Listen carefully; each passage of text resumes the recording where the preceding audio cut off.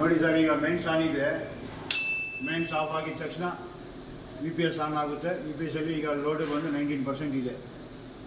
ಮತ್ತು ಕರೆಂಟ್ ಬಂದ ತಕ್ಷಣ ಹಿಂಗೆ ಲೋಡ್ ಜಾಸ್ತಿ ಆಗುತ್ತೆ. ಇಲ್ಲಿ ಇದು ಪರ್ಸೆಂಟೇಜ್ ತೋರಿಸುತ್ತೆ ಎಷ್ಟು ಲೋಡ್ ಇದೆ ಅಂತ. ಈಗ ಕರೆಂಟ್ ಬಂದ ತಕ್ಷಣ ಮೇನ್ಸ್ ಬರುತ್ತೆ.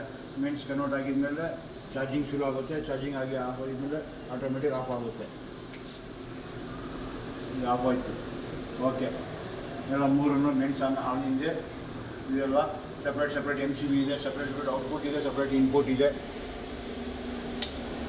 ಒಂದು UPSಗೆ ಒಂದು ಇನ್ನೂ ಒಂದು ಔಟು, ಒಂದು ಔಟು.